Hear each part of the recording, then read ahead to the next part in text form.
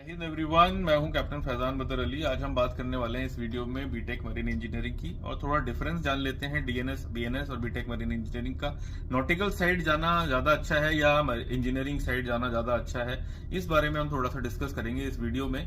काफी बच्चों के जिनके सिलेक्शन हो चुके हैं, जिनको स्पॉन्सरशिप भी मिल चुकी है, जिनका कॉलेज का भी डेट आ चुका है, उन लोगों ने भी मुझे मैसेज करके ये बात पूछी कि सर मैं अभी भी कंफ्यूज हूं कि मेरे को बीटेक मरीन इंजीनियरिंग में जाना चाहिए या फिर नॉटिकल साइड में जाना चाहिए, तो आप बताइए क्या। अभी यहाँ पे हम कुछ डिस्कस कर लेते हैं चीजें जो कि फैक्ट्स हैं, और फिर डिसीजन लेना आप लोगों के लिए काफी आसान हो जाएगा उसके लिए। पहले बात करते हैं नॉटिकल साइड की। तो नॉटिकल साइड सबको पता है, दो कोर्सेज होते हैं, डीएनएस डिप्लोमा नॉटिकल साइंस और बीएनएस बीएससी नॉटिकल साइंस। इनको करने के बाद कॉलेज में आपको प्रीसी करनी होती है पहले, उसके बाद आपको शिप पे जाकर के अपना ट्रेनिंग करके आना होता है for a certain period of time. उसके बाद आप आने के बाद अपना सीओसी के एग्जाम देते हैं। सीओसी के एग्जाम देने के बाद आपको थर्ड ऑफिसर की रैंक मिल जाती है। जब आपके पास सीओसी आ जाएगी, जब आप शिप पे ज्वाइन करेंगे तो आप थर्ड ऑफिसर ज्वाइन कर सकते हैं। थर्ड ऑफिसर की जो सैलरी होती है वो एक ऑप्टिमम अराउंड $3000 के अप्रोक्सीमेशन में होती है, मोर और लेस। अभी डिपेंड करता है थोड़ा शिप टू शिप और कंपनी टू कंपनी, बट मैं एवरेज की बात कर रहा हूँ यहाँ पे। तो $3000 करीब एक थर्ड ऑफिसर की सैलरी होती है। फिर सेकंड ऑफिसर की जो सैलरी होती है, it goes to around 4200 4400 something like that. उसके बाद जो चीफ ऑफिसर बनते हो आप, एग्जाम देने होते हैं। सेकंड ऑफिसर के बाद आपको एग्जाम देने होते हैं, और चीफ ऑफिसर बनने के पहले काफी अच्छे खासे डिफिकल्ट लेवल के एग्जाम्स होते हैं, और वो क्लियर करने के बाद आपको चीफ ऑफिसर की सीओसी मिलती है। सीओसी लेने के बाद फिर आप चीफ ऑफिसर रैंक पे जाते हो, और चीफ ऑफिसर की जो स्टार्टिंग सैलरी होती है वो होती है लगभग $7000 से। अब यहाँ पे ये जान लीजिए कि चीफ ऑफिसर की जो सैलरी होती है ना, वो $7000 से स्टार्ट हो रही है, but it goes to around $12000 depending upon type of ship, कौन सी कंपनी है, कौन सा टाइप है, केमिकल टैंकर्स है, गैस कैरियर्स है, कंटेनर्स है, रोरो है, बल्कि है, तो डिपेंड्स, है ना। काफी बड़े रेंज हो जाती है अभी $7000 से लेके $12000 तक या $13000 तक। ये बहुत बड़ा एक विंडो है, बट ये विंडो इसलिए बड़ा है क्योंकि उस रैंक पे काफी सारी ऑप्शंस हैं, क्योंकि टैंकर पे बहुत सारे टाइप के टैंकर्स हैं, chemical, oil and all, crude, और फिर गैस और ये सब। तो फिर उसके बाद बनते हैं आप मास्टर, एग्जाम देते हैं चीफ ऑफिसर के बाद, फिर आप कैप्टन बनते हैं।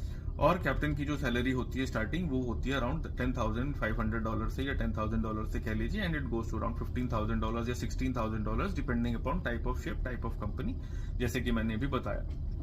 अब यहाँ पे हम ये जान लेते हैं कि जो अल्टीमेट बॉस होता है शिप का, वो कैप्टन होता है। पहले तो ये आप जान लीजिए। तो ये कैप्टन के नीचे दो डिपार्टमेंट होते हैं, एक तो डेक डिपार्टमेंट, एक इंजन डिपार्टमेंट। डेक डिपार्टमेंट का हेड होता है चीफ ऑफिसर, इंजन डिपार्टमेंट का हेड होता है चीफ इंजीनियर, और इन सबका हेड होता है कैप्टन। तो डेक डिपार्टमेंट या नॉटिकल डिपार्टमेंट से ही रास्ता होता है कैप्टन तक पहुंचने का। आप इंजन साइड से कैप्टन नहीं बन सकते हैं। सबसे पहली बात तो ये है, ये डिफरेंस एक तो मेन है इसमें। दूसरी बात ये है, ये समझ लीजिए कि जो डेक ऑफिसर्स होते हैं वो मशीनरी पे काम नहीं करते हैं। जो नॉटिकल साइड में लोग जाते हैं उनका ज्यादातर पेपर वर्क होता है। वो लोग ऑफिशियल पेपर वर्क, अथॉरिटीज और नेविगेशन, इन सब चीजों में इन्वॉल्व रहते हैं, और वो लोग मशीनरी रिलेटेड काम उनका नहीं होता है। तो टेक्निकल काम उनका मशीनरी रिलेटेड नहीं है। उनका जो भी है वो रूल्स रेगुलेशंस के हिसाब से काम है, लेकिन वो नेविगेशन के हिसाब से है।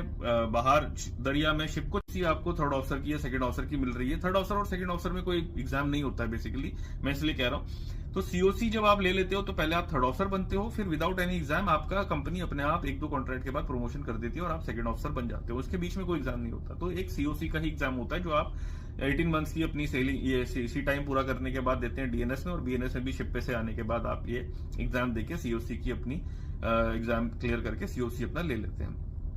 अब यहाँ पे ये बात समझ लीजिए कि डीएनएस में एक फायदा ये आ जाता है कि 1 साल के बाद ही आप शिप पे चले जाते हो। प्रीसी 1 साल की है, वहां पे 1 साल आपको कॉलेज में करना, उसके बाद 18 मंथ्स की आपको ट्रेनिंग करने के लिए शिप पे जाना है। तो आप 1 साल के बाद ही शिप पे चले जाते हो, और 18 मंथ्स आपके जो शिप पे कंप्लीट होते हैं वो एक्चुअल एक्सपीरियंस आपका काउंट होता है वहां पे। ये एक फायदा है। और बीएससी नॉटिकल साइंस में ऐसा नहीं है। बीएससी नॉटिकल साइंस में आपको 3 साल कॉलेज में ही पूरे करने होते हैं। दूसरा, डीएनएस का फर्क ये हो जाता है कि डीएनएस के जब 1 साल के बाद आप शिप पे जाओगे तो आपको जाहिर है स्टाइपेंड मिलना शुरू होगा, तो कुछ आपको पैसा आना शुरू होगा आपकी जेब के अंदर। जबकि बीएससी में ऐसा नहीं है, आपको 3 साल कॉलेज में ही रहना पड़ेगा। उसके बाद डीएनएस करने के बाद आपको सिर्फ डिप्लोमा मिलेगा, बीएससी करने के बाद आपको डिग्री मिलेगी। तो ये कुछ एक मेन फैक्टर्स इसके हैं जो आपको पता होना चाहिए कि बीएससी और डीएनएस में फर्क क्या है, इसके बाद you can take a informed decision. I think ये वीडियो हेल्प करेगी आपको सिलेक्ट करने में। गुड लक, जय हिंद।